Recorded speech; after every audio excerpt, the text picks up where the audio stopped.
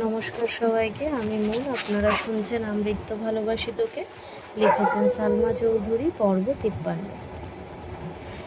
আলী আহমেদ খান গুরুভার কণ্ঠে বললেন, তোমার ফুপ্পিকে আসতে বলেছি, প্রয়োজনে আবার বলবো, কিন্তু তোমার ফুপাকে কিছু বলতে বলো না আমায়।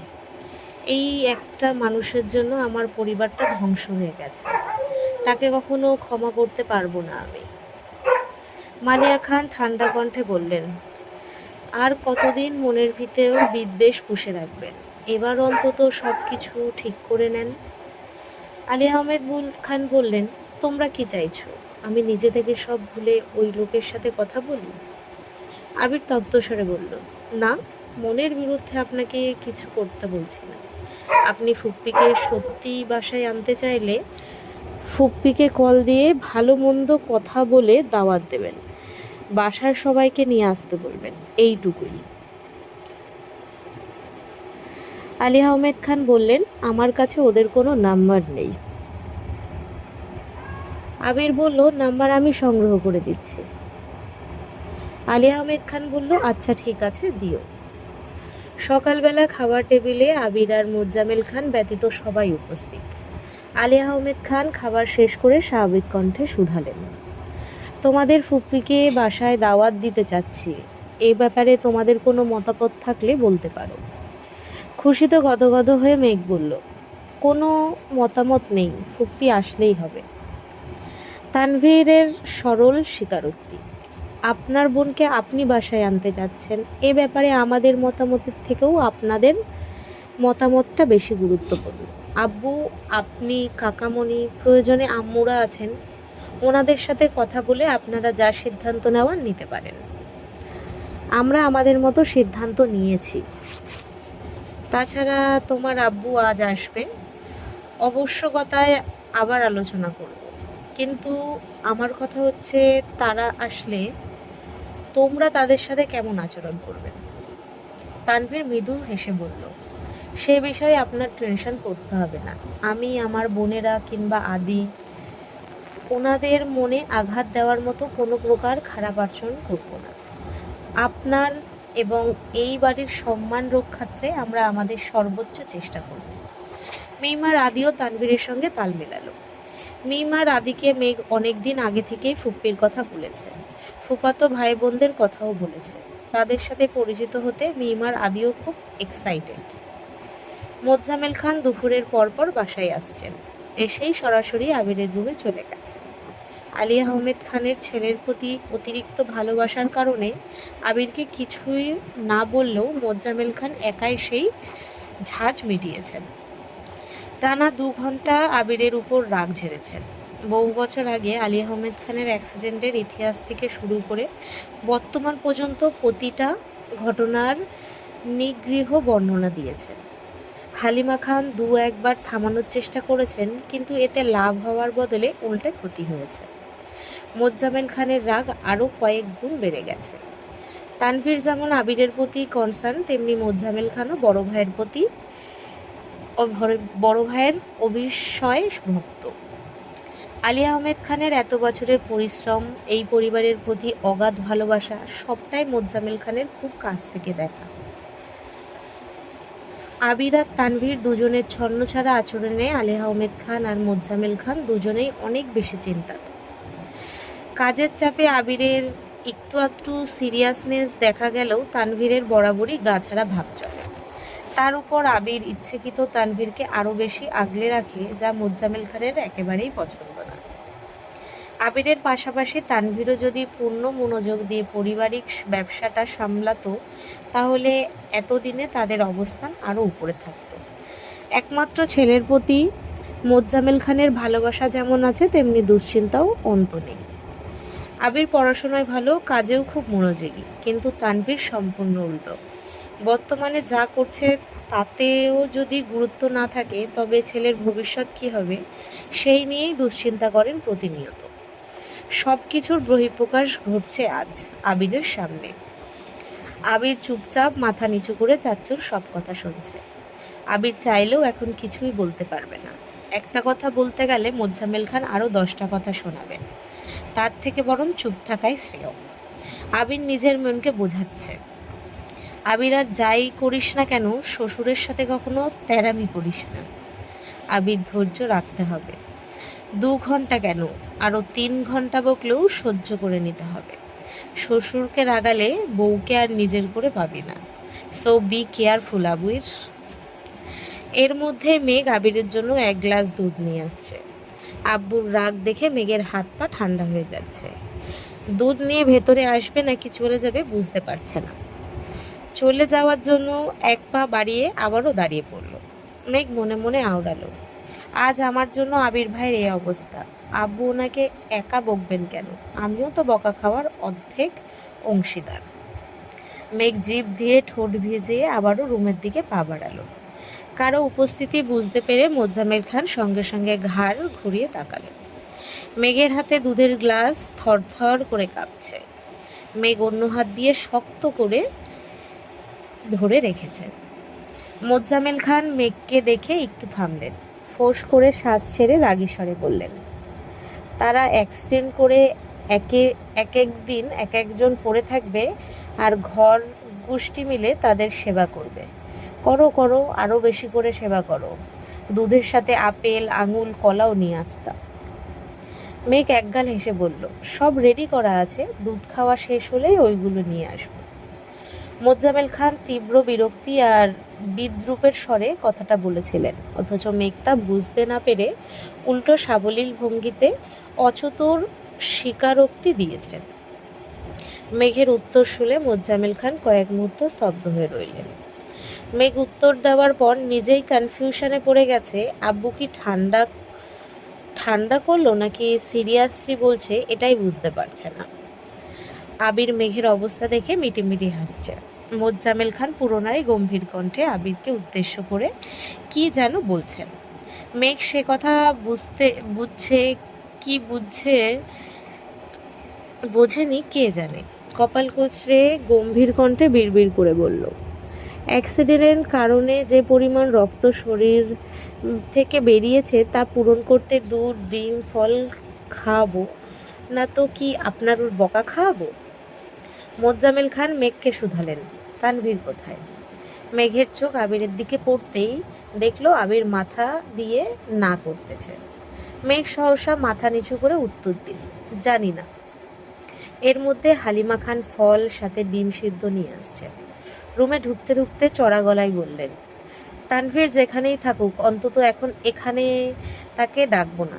2 ঘন্টা যাবৎ ছেলেটাকে ইচ্ছে মতো কথা শোনাচ্ছেন। আর কত? আপনি এখন যান এখান থেকে, ফ্রেশ হয়ে আসুন, আপনাকে খেতে দিচ্ছি, আর ছেলেটাকে শান্তিতে খেতে দিন। তানভীর ঘণ্টাখানেক আগেই বাসায় আসছে। আবির রুমে আসতেই চেয়েছিল, কিন্তু হালিমা খান বারণ করেছেন। মোজাম্মেল খানের সামনে আবির আর তানভীর দুজনেই গুরুতর আসামি। দোষ যেই করুক না কেন শাস্তি দুজনেরই প্রাপ্য। হালিমা খানের উদ্বেগ কণ্ঠের কথাবার্তা শুনে মোজাম্মেল খান আর কথা বাড়ালেন না, নিজের রুমের দিকে চলে গেলেন। হালিমা খান আবিরের কাছে ফলের ট্রেটা রেখে মেঘকে উদ্দেশ্য করে বললেন, তুই বরং এখানে থাক, আমি তোর আব্বুর জন্য খাবার রেডি করি। মেঘ ঘাড় কাত করে হ্যাঁ সূচক সম্মতি জানালো। হালিমা খান চলে যেতেই আবির ফলের প্লেটের দিকে তাকালো। হিমোগ্লোবিন বাড়ানোর জন্য যে যে ফল বেশি গুরুত্বপূর্ণ সে সব ফলে প্লেট ভর্তি করে নিয়ে আসছে। আবির ভাবলেশহীন কণ্ঠে বলল, এত ফল আনছিস কেন? কে খাবে? মেঘ বলল, আপনি খাবেন। আবির বলল, এত ফল খাইয়ে একদিনে আমার শরীর ঠিক করার প্ল্যান করছিস নাকি? মেঘ বলল, একদিনে না পারি, কিছুদিনেই ঠিক করে ফেলবো ইনশাল্লাহ। আবির সুস্থির কণ্ঠে বলল, এত খেতে পারবো না, যেটুকু পারবো সেটুকুই খাবো। মেঘ মুচকি মুচকি হাসছে। মেঘের রহস্যময় হাসি দেখে আবির ভ্রুযুগল নাকের গুড়ায় টেনে রাশভারী কণ্ঠে শোনাল, এভাবে হাসার কারণ কি? মনের ভিতর কি চলছে? মেঘের মুচকি হাসি প্রখর হলো। বেশ কিছু সময় চলব মেঘের অবাধ হাসি। আবির বিস্তীর্ণ আখিতে চেয়ে আছে তার কাদম্বিনীর দুটি নেত্রে। আজ কতদিন পর আবিরের প্রিয়তমার অকৃত্রিম হাসি দেখছে, যাতে নেই কোনো রকম কৃপণতা। দীর্ঘ সময়ের হাসির নিমিত্তে মেঘের চোখ দুটা টলমল করছে। গাঢ় কমলা রঙের একটা জামার সাথে সাদার মধ্যে হ্যান্ড প্রিন্টের একটা ওড়না মেঘের গায়ে জড়ানো। কমলা আর সাদার কম্বিনেশনে মেঘকে আজ অপরূপা লাগছে। সেই সাথে ঠোঁটগুলো আজ মাত্রাতিক্ত লাল দেখা যাচ্ছে। চোখের নিচে কাজল কিছুটা লেপ্টে আছে। নির্বোধী হাসির কারণে ঘামে চিকচিক করছে নাকের ডগা। কোনো রমণীর প্রেমে পড়ার জন্য এর চেয়ে বড় কারণ বোধহয় আর হয় না। মুগ্ধতায় আবিরের দু চোখ আটকে আসে, নিঃশ্বাস ভারী হয়ে আসছে। বাস্তব না কল্পনা গুলিয়ে যাচ্ছে। মেঘ চেষ্টা করেও নিজের হাসি থামাতে ব্যর্থ হচ্ছে। দিশা না পেয়ে বাধ্য হয়ে নিজের হাতে নিজের মুখ চেপে ধরে হাসি থামানোর চেষ্টা করল। আবির তখনও নীরের দৃষ্টিতে চেয়েই আছে। দৃষ্টির গভীরতা জুড়েই অবিশ্রান্ত ভালোবাসার সুভাষ। মেঘের মোহমায়ার জর্জরিত আবিরের হৃদয়। মেঘ হাসি থামিয়ে আবিরের দিকে তাকাতেই আবির ভুরুজোড়া নাচালো। মেঘ ঠোঁট বেঁকিয়ে মৃদুস্বরে বলল, আপনি এগুলো খাওয়া শুরু করুন, আমি আসছি। আবির বলল, কোথায় যাচ্ছিস? মেঘ বলল, আসতেছি এক্ষুনি। মেঘ কিছুক্ষণের মধ্যেই দুটো প্লেট হাতে ফিরে আসলো। এক প্লেটে ভর্তি ফল আর এক প্লেটে এক হালি সিদ্ধ ডিম।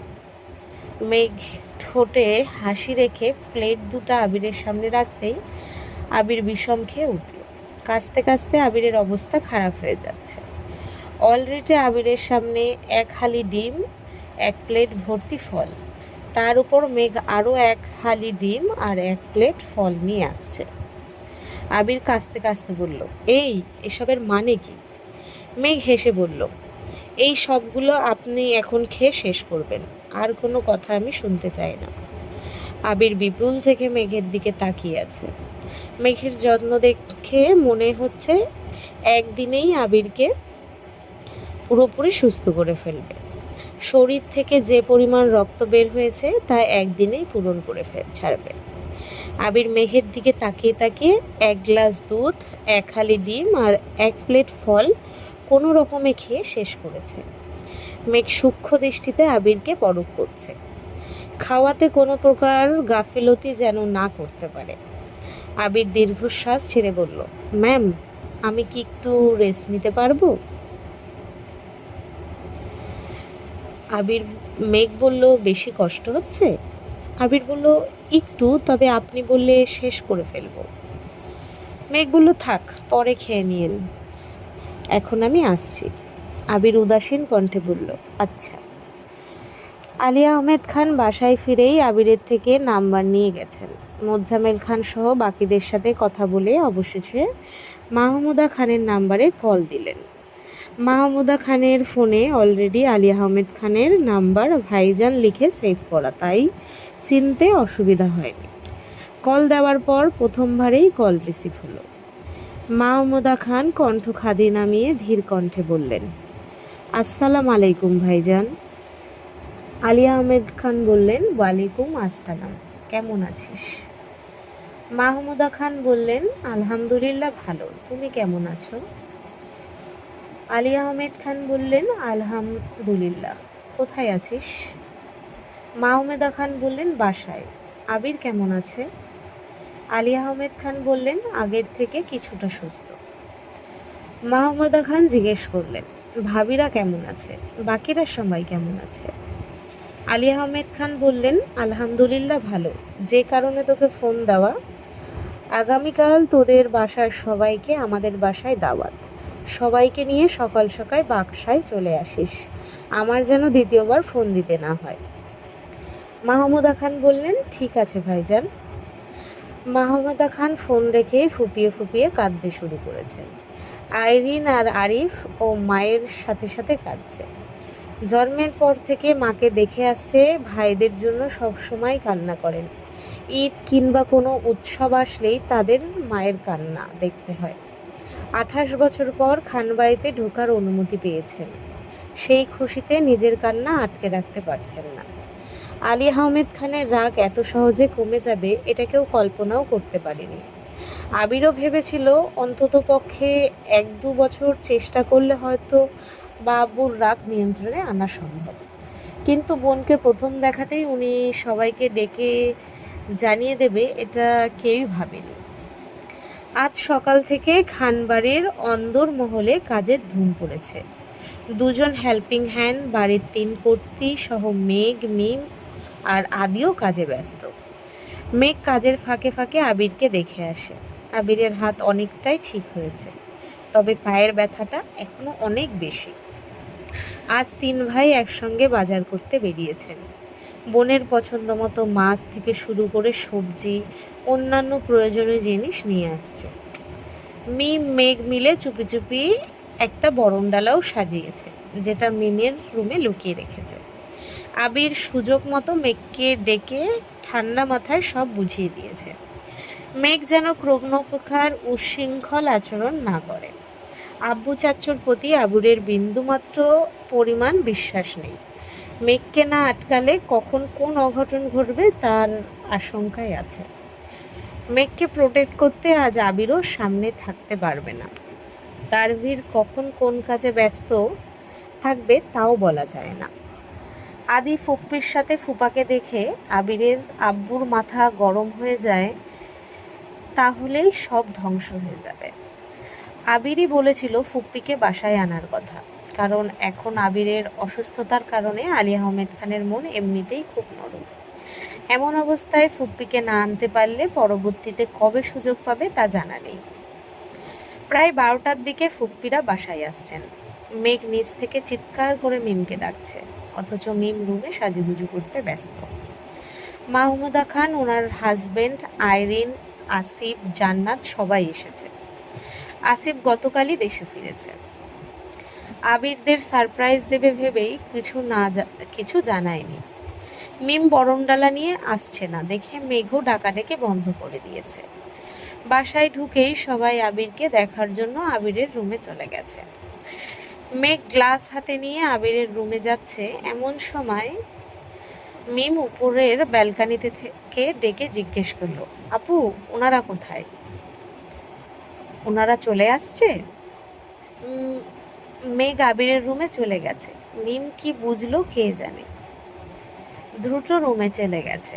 সহসা এক হাতে বরণডালা নিয়ে অন্য হাতে পা অবধি ঢাকা লং ড্রেসের এক পাশ উঠিয়ে ছুটছে।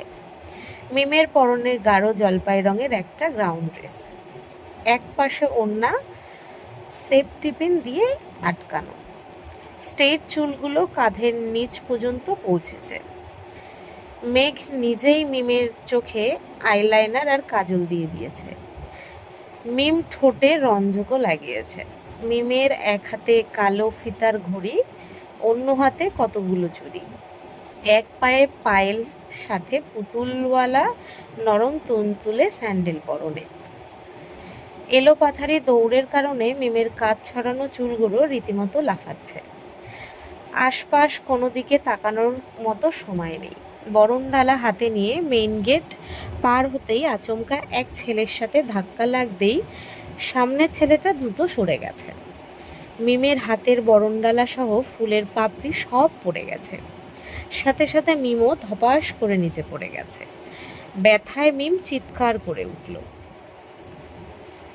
ও মা গো! চিকন লম্বা এক ছেলে 2 কদম এগিয়ে এসে শুধালো, ব্যথা পেয়েছো? মিম রাগে কটমট করে বলল, এই কে আপনি? আমার বাসায় এসে আমাকে ফেলে দিয়ে আবার জিজ্ঞাসা করেন ব্যথা পাইছি কি না? আপনার সাহস তো কম না। আবারও আত্মনাদ করতে করতে বলল, উফ আমি শেষ। ছেলেটাও খেপা স্বরে বলল, নিজে দেখে চলতে পারো না, আবার আমায় দোষারোপ করছো। আমি কি তোমায় ফেলেছি নাকি? নিজের গায়ে জোর নাই, আবার আমায় বলতে আসে। মিম এখনো মাটিতে পড়ে আছে। মিমের রাগ মাথায় উঠে যাচ্ছে। রাগে কটমট করতে করতে বলল, একদম গায়ের জোর নিয়ে কথা বলবেন না। আপনি ইচ্ছে করে আমায় ফেলেছেন। আমি এখনই ভাইয়াকে ডাকবো। এমন সময় মেঘ আসছে। দরজার সামনে মিমকে বসে থাকতে দেখে মেঘ কপাল কুঁচকে শুধালো, কি রে তুই এখানে বসে আছিস কেন? মিম ফোঁস করে উঠল। গলা ফুলিয়ে মেঘের দিকে তাকিয়ে অভিযোগের স্বরে বলা শুরু করলো, আমি এখানে শুধু শুধু বসে আছি না, এই ছেলে আমাকে ধাক্কা মেরে ফেলে দিয়েছে। মেঘ ছেলের দিকে তাকাতেই ছেলেটা নিরুদ্বেগ কণ্ঠে বলল, আপু বিশ্বাস করো, আমি ইচ্ছে করে ধাক্কা দেইনি। ভেতর থেকে কে ছুটে আসছে আমি কিভাবে বুঝবো?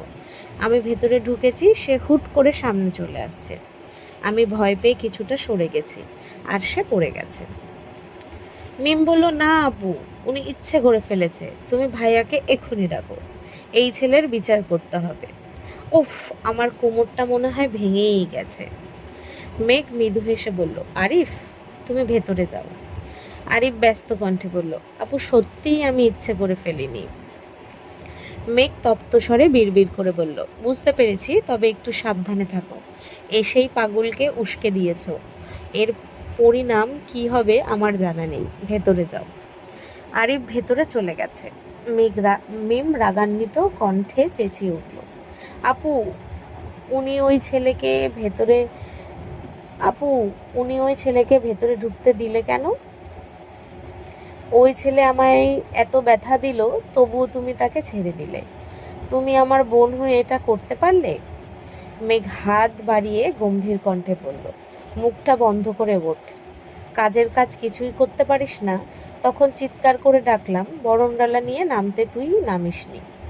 ওরা সবাই ভেতরে চলে গেছে, এতক্ষণে তোর খবর হয়েছে। বরণ তো হলোই না, বরং শুধু শুধু কোমরে ব্যথাটা পেয়েছিস, সাথে ড্রেসটাও নষ্ট করেছিস। মিম মেঘের হাত ধরে কোনো রকমে উঠল, ঠিক মতো দাঁড়াতেও পারছে না। মেঘ মিমের হাতটা শক্ত করে ধরে বলল, পাটা শক্ত করে ঝাড়া দে, দেখবি ঠিক হয়ে যাবে। মেঘের কথা মতো মিম 2-3 বার চেষ্টা করলো। কিছুটা ঠিক হওয়ার পর মেঘকে ধরে ধরে ভেতরে ঢুকলো। আবিরের রুমের দরজার সামনে আসতেই আকলিমা খান শুধালেন, কি রে, কি হলো তোর?